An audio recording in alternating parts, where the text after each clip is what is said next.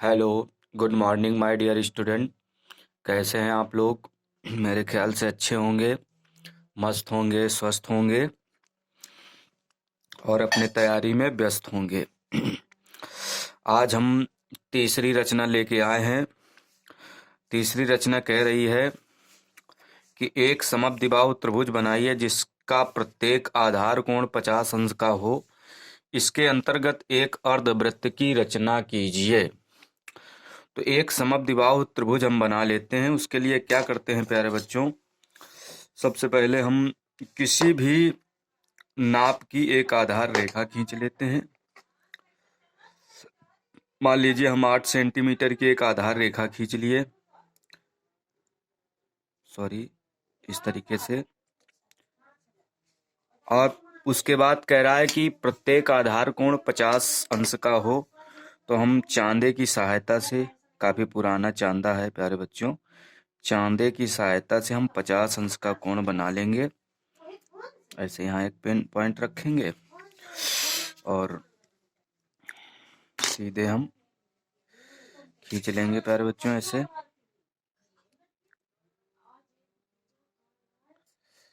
ऐसे dot dot करके पहले खींच लिए, फिर बाद में डार्क करेंगे क्योंकि ये इधर से भी 50 अंश का कोण बनाया जाएगा, क्योंकि दो आधार कोण 50-50 अंश के कह रहा है।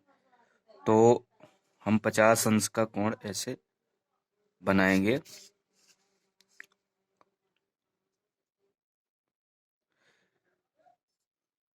आप देख रहे होंगे कैसे हम चांदे की सहायता से 50 अंश के आधार कोण का एक त्रिभुज, जिसका नाम है समद्विबाहु त्रिभुज, और इस त्रिभुज का नाम दे दिए ए, बी और सी। ठीक है प्यारे बच्चों। अब उसके बाद इसमें कह रहा है कि इसके अंतर्गत एक अर्धवृत्त की रचना करनी है। तो आपको क्या करना है कि सी बिंदु से एक लंब डालना है। सी बिंदु से हम एक लंब डाल देंगे ऐसे करके। लंब डालना जानते हैं आप प्यारे बच्चों। ऐसे करके हम एक चाप लगाएंगे। उसके बाद ये ए बी रेखा पर जो चाप काट रही है ना, इसका हम अर्धक करेंगे ऐसे चाप लगा करके। इस तरीके से आपको स्पष्ट दिखाई दे रहा होगा। फिर उसके बाद हम क्या करेंगे, ऐसे सी बिंदु से और नीचे ये कटान बिंदु से हम मिला देंगे। ऐसे ऐसे मिला देंगे। इस तरीके से डॉट डॉट करके ऐसे मिला दिया जाएगा, क्योंकि बिंदुमय रेखा भी खींचनी है प्यारे बच्चों ऐसे। ठीक है। अब क्या करेंगे कि ये मान लीजिए डी बिंदु पर काट रहा है, ए बी रेखा को डी बिंदु पर काट रहा है। अब क्या करेंगे, डी बिंदु से दोनों तरफ हम 45-45 अंश के कोण बनाएंगे। 45 अंश के कोण बनाना प्यारे बच्चों जानते हैं आप। तो आप तो इस प्रकार से प्यारे बच्चों हमने इन दो कोणों को आधा कर लिया। अब ये मान के चलिए जो AC रेखा को ये E बिंदु पर काट रहा है और BC रेखा को ये F बिंदु पर काट रहा है। अब क्या करते हैं, E और F को मिला देंगे। E और F को इस प्रकार से ऐसे मिला देंगे प्यारे बच्चों। ठीक है ना, ऐसे हमने मिला दिया। ठीक। अब उसके बाद यही आपका जो अर्धवृत्त का व्यास है EF, ये अर्धवृत्त का व्यास है। और जो लंब वाली रेखा को ये G बिंदु पर काट रहा है, तो ये G बिंदु उस वृत्त का केंद्र होगा। ठीक है ना,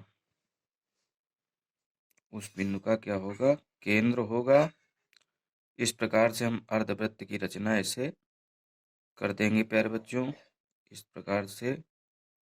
ठीक है ना, तो आपको ये रचना समझ में आई होगी ऐसे। और इसको डार्क कर देंगे, हम काले से बनाए दे रहे हैं इस प्रकार से ऐसे।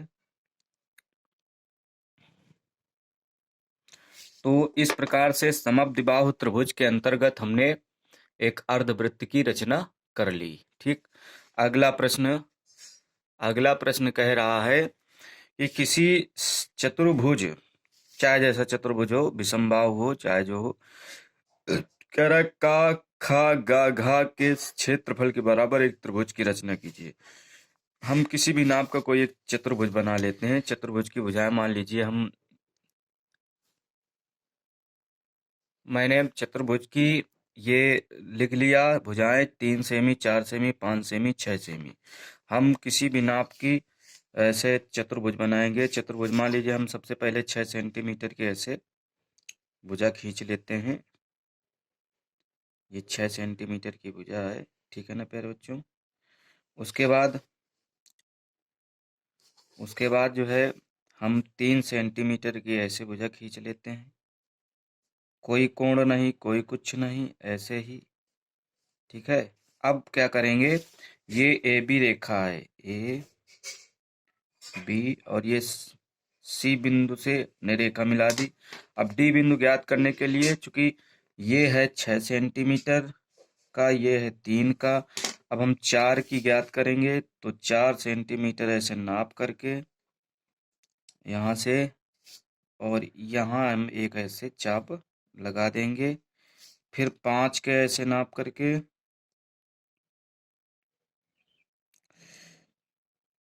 यहाँ पे प्यारे बच्चों ऐसे हम चाप लगा देंगे, ठीक है।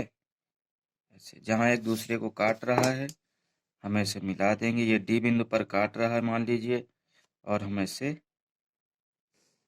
मिला देंगे। तो इस प्रकार से ये विषमबाहु चतुर्भुज बन गया, जिसकी भुजाएं क्रमशः ये हो गई आपकी 4 सेंटीमीटर, ये हो गई 5। तो 3, 4, 5, 6 इस प्रकार से ये हो गया। अब क्या करेंगे, इसके क्षेत्रफल के बराबर जो है एक हमको त्रिभुज की रचना करनी है। तो हम क्या करेंगे, इस रेखा को हम और आगे डॉट डॉट करके बढ़ा देंगे, ऐसे करके, ठीक है ना, ऐसे बढ़ा दिए। फिर उसके बाद डी और बी को मिलाते हुए ऐसे डॉट डॉट करके हम मिला देंगे, ये रेखा खींच देंगे, बिंदुमय रेखा, ठीक है ना। ये निर्दिष्ट रेखाएं ऐसे खींच दी जाएंगी। फिर इसी डीबी की रेखा के समांतर सी बिंदु से, समांतर रेखा ऐसे पटरी खिसका के समांतर रेखा डी बिंदु से हम ऐसे एक ऐसे डॉट डॉट करके और खींचे दे रहे हैं, ठीक है ना प्यारे बच्चों, जो कि ये ई बिंदु पर काट रहा है, ठीक, ई बिंदु पर काट रहा है। अब क्या करेंगे, अब उसके बाद डी और ई को ऐसे मिला देंगे, डी और ई को मिला देंगे प्यारे बच्चों, ठीक है ना। डी और ई को हमने ऐसे मिला दिया, ठीक। तो इस प्रकार से हम एक त्रिभुज की रचना कर लिए हैं, ठीक है। इसको ऐसे हम मिला देंगे, इस प्रकार से ये त्रिभुज की रचना हो गई, ठीक है प्यारे बच्चों। ये रचना आपको कैसी लगी। ये जो आपका त्रिभुज होगा, ये त्रिभुज ए डी और ई, ये तुम्हारा त्रिभुज है, ठीक है। किसके क्षेत्रफल के बराबर है, ए बी, ये चतुर्भुज ए बी सी और डी के क्षेत्रफल के बराबर ये बन गया, ठीक ना प्यारे बच्चों। अगली रचना लेके आ रहे हैं इसी वीडियो में। अगली रचना है कि एक मापनी की रचना कीजिए जिसमें 2.5 सेंटीमीटर 1 मीटर की दूरी प्रदर्शित करती है, एवं जिसमें मीटर तथा डेसीमीटर पढ़े जा सकें। मापनी का निरूपक भिन्न भी ज्ञात कीजिए। मापनी पर 3 मीटर 6 डेसीमीटर की दूरी पढ़ी जा सके। अब चूंकि कह रहा है कि निरूपक भिन्न ज्ञात करना है, तो सबसे पहले हम निरूपक भिन्न ज्ञात करेंगे।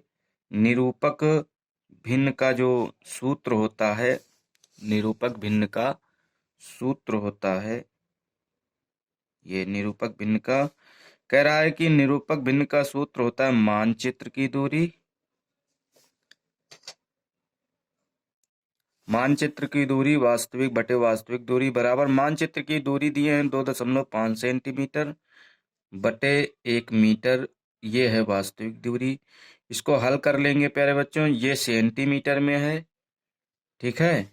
तो ये 2.5 बटे, इसको सेंटीमीटर में बदलेंगे तो 100 आएगा। इसका दशमलव जब हटाएंगे तो 25 बटे 1000 हो जाएगा, ठीक है। 25 एकम 25, 25 चौको 100 बराबर 1/40, यानी ये इसका निरूपक भिन्न 1/40 निकल आएगा। ठीक है ना, दिखाई दे रहा है प्यारे बच्चों।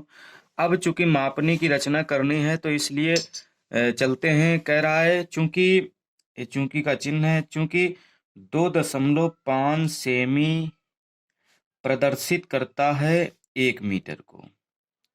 ठीक है ना, 1 मीटर को, तो 1 सेंटीमीटर प्रदर्शित करेगा कितने को, तो आपको भाग दे देना है इसमें 1/, ऐसे ये भाग में चला जाएगा तो प्रदर्शित करेगा। फिर अगर इसलिए यहाँ इसलिए का चिन्ह, इसलिए 15 सेंटीमीटर प्रदर्शित करेगा, तो इस 15 का गुणा करा देंगे, 15/2.5। ठीक है ना, अब हल कर लेंगे इसको, दशमलव काटेंगे तो ये यहाँ 0 चढ़ जाएगा, यानी 1/50/25, 25 एकम 25 और 25 छंका 150, तो यानी 6 मीटर आएगा। ठीक है ना, तो हम 15 सेंटीमीटर की रेखा जब खींचेंगे तो अब इसमें यहाँ हम क्या करेंगे, 6 सेंटीमीटर की रेखा खींचने के लिए हम 15 सेंटीमीटर 6 सेंटीमीटर के लिए हम 15 सेंटीमीटर की रेखा खींचेंगे ऐसे, और ये एक आधा सेंटीमीटर की ऐसे दोहराएंगे इस रेखा को। ठीक है प्यारे बच्चों, इसके हम 6 समान भाग करेंगे। कितने, 6 समान भाग किए जाएंगे। तो हम जब 15 सेंटीमीटर के 6 भाग करेंगे तो नियम वही होता है, न्यून कोण खींच करके, तो न्यून कोण खींच करके चाहे आप ऐसे कर सकते हैं 6 भाग। इस प्रकार से हम 6 भाग कर लेंगे और यहाँ हम प्रदर्शित भी कर देंगे।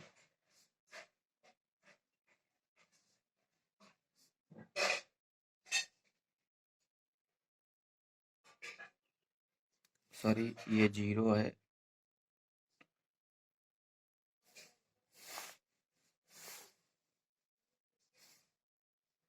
जीरो वाला ये भाग है, ये 1 वाला है, ये 2, ये 3, ये 4, ये 5।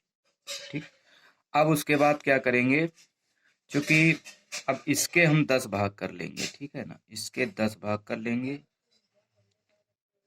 10 भाग ऐसे आइडिया से हम करे ले रहे हैं, आप बच्चों वैसे आप कर लीजिएगा, ऐसे 10 भाग कर लीजिएगा। और 10 भाग करने का तरीका भी यही वाला न्यून कोण से है, ऊपर की ओर ऐसे करके आप कर सकते हैं। अब उसके बाद कह रहा है कि इसमें 3 मीटर 6 डेसीमीटर, तो 1 2 3 3 मीटर हम इसमें ऐसे रेखा खींच लेंगे ऐसे करके, यहाँ से 3 मीटर तक खींच लिया। और कह रहा है 6 डेसीमीटर, क्योंकि ये डेसीमीटर है और ये जो प्रत्येक भाग है ये मीटर में है। 1 2 3 4 5 6, तो यहाँ 6 तक हम बढ़ा लेंगे प्यारे बच्चों ऐसे, और यहाँ एरो लगा देंगे ऐसे करके।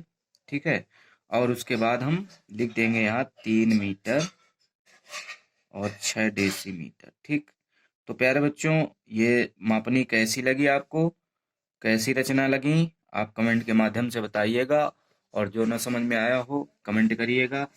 हम और भी 1 2 रचनाएं लेकर आएंगे। बहुत बहुत धन्यवाद, थैंक यू।